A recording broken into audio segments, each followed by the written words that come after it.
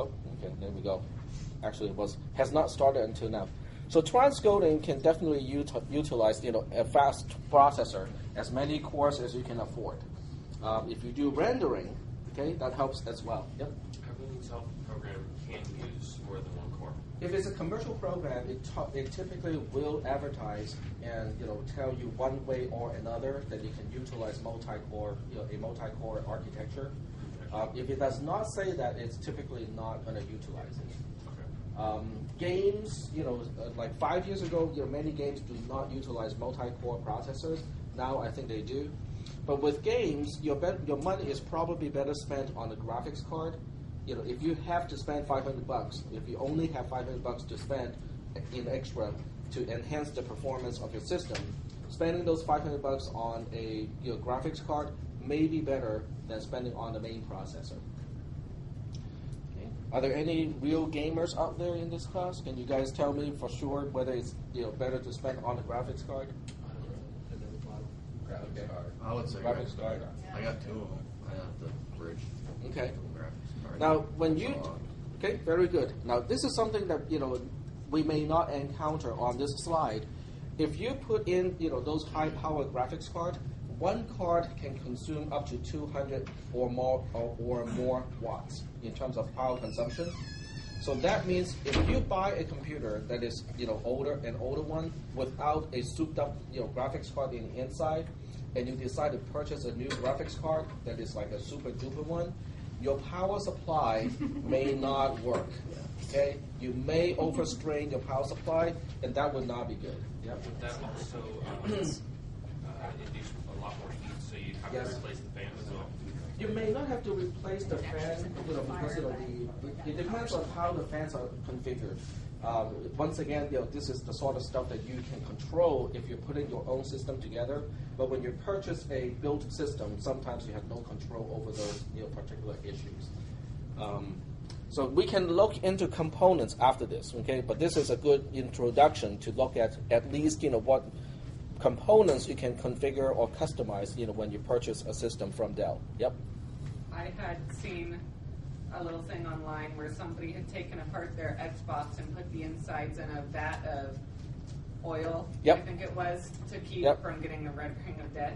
Yep, you can certainly do that. If anyone wants to look it up, you can look up oil, cooling, and motherboard. You can submerge an entire motherboard with the processor fan, okay, and everything into like a fish tank. And then you fill up the fish tank with some sort of oil so that the oil becomes the quote-unquote air. So that you use the oil to extract the heat. And because of the big surface area of the oil and also the fish tank, that becomes the heat dissipation mechanism. Yep. I was just going to say I saw the same thing, but it was for a computer, and I linked it from one of your sites. Okay. And I thought that was interesting that they had the whole thing in a fish tank. Yep. Now you have to be careful what type of oil that you're using, because if you use vegetable oil or any type of cooking oil, it will oxidize and it will smell really bad after a while. So you have to choose what they call transformer oils, or at least use what's the name of mineral oil. Okay, so basically you have to use oil that is intended for machineries and whatnot that will not oxidize over time. Because with the transformer oils, as the name implies, those are the type of oil that people put into transformers, like the big thing on a post next to your house, which transforms from like 400 or 500 watts, 400 or 500 volts into the household voltages, and those things can last for many years, even under really high heat and stressful type of conditions. So if you're running your PC in the oil, it will basically last forever.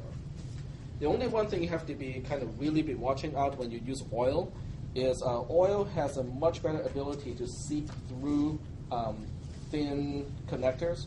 So if you have a mouse, a wired mouse, one day you may discover oil leaking or oozing out from your mouse because the USB cable, will basically, it will go through the cable even if your mouse is like 6 feet away. So the answer is to use a Bluetooth mouse. Use a wireless one. Wireless keyboard, wireless mouse, but your you don't put your hard drive in the oil because your hard drive needs to spin up to a really high speed and it won't do it in oil.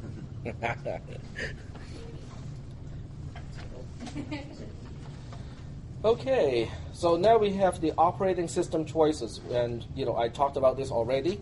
I commented on the lack of choice, like I don't want to pay anything for any operating system, but because it will cost Dell more to not offer Windows as a mandatory choice, that's why you always get Windows. So let's move on. So we're going to keep the default here. We also talked about how much memory to get, realistically speaking. How much do you actually need? If you come in late, we have a row sheet today, so let me know when you come in so that you can initial the name next to your name. So we talked about this slide too, how much do you need depends on the type of application that you're running. It also depends on the habit that you have when you use the applications. If you are like my wife, who tends to, open up, InDesign or Photoshop for days, okay, and she would have like at least tens, if not up to 100 of undos in a buffer, you will need a lot of RAM because with Photoshop, especially when you have those high resolution pictures, everything you do will create a backup of the previous version of the image. So how much RAM you need depends on what you're doing. Games, I found, someone told me that games can benefit from having more RAM because they can preload more stuff into RAM instead of loading stuff from the hard drive or the DVD drive. So if you play a lot of games and you don't want any type of lag or delay, having more RAM will help. It does. I also commented that if you don't need a lot of RAM, you don't have to buy the RAM today. You can always buy the RAM later, because typically the price of RAM would not change a whole lot unless they have a fire that burns down a whole plant, which happened in the past. Okay, but typically semiconductors do not get more expensive over time. It will only get less expensive over time. So don't get more RAM than you actually need for the next year or so, because in the next year you can always purchase more for less. We talked about the idea of DIMMs, DIMMs, for dual inline memory modules, and we kind of talked about that's the standard. And the funny thing about DIMMs is it's foolproof for the most part. You cannot plug in a DDR3 DIMM into a DDR2 motherboard or vice versa. You cannot plug in the DIMM backwards.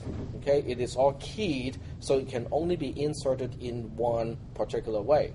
The only thing people can screw up is they don't put it all the way in, so they kind of just put it in. So physically speaking, it looks like it is in the slot, but electrically speaking, it's not making contact with all the contact points. That means you have to push it all the way down, and then the levers will automatically lock when you push the DIMMs all the way down. If anyone is interested in configuring and making your own PC, I strongly suggest that you take cisc360, 361, and 362, where the West Green will basically talk about how to make your own PC or repair a PC even better. Okay, the next screen talks about selecting your monitor, and I look at the prices here, I go like, that is outrageous. I'm just thinking that these prices are just unreasonable, especially for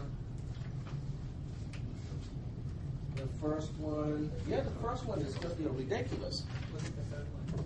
Yeah, but the third one has a touch screen, so it's a little bit. Oh yeah. Okay, the first choice is a Dell SX2210 Full HD monitor with integrated 2.0 megapixel webcam, dual microphones, and all that good stuff. Do you need dual microphones? No. Can you buy a microphone later on? Yes. Oh, there you go.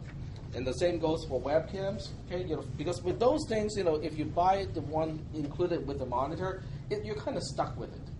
Okay, you really cannot change it easily over time, or you have to disable the one that comes with the monitor. Yep. It is nice to have it integrated in it because the webcam can always fall off, or you can lose it, so you have to buy another one.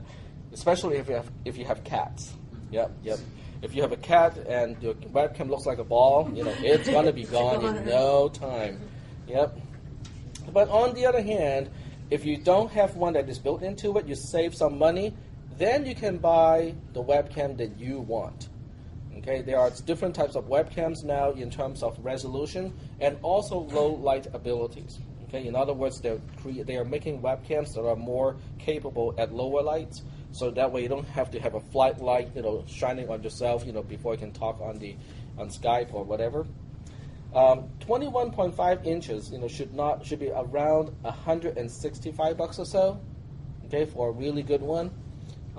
I know because I just bought one or three. I just went to Amazon.com and I think it is a ViewSonic that I got. It's a ViewSonic 2250WM. So let's take a look. Click to see price. $169 or $170. It's now $5 more than what I paid for. Yep.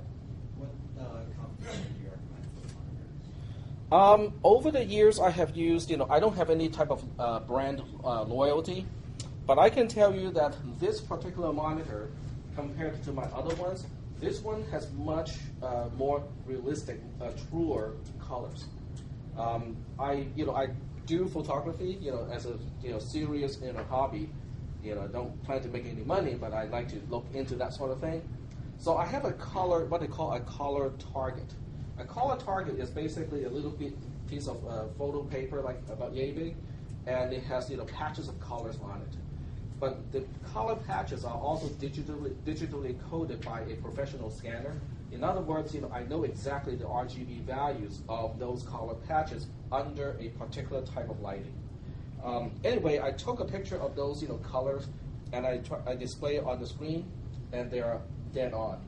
If I put the color patch right next to the monitor, the colors are not off in any way, which is really hard to do because most of my other monitors could not do it. Like some of the more subtle colors will be off.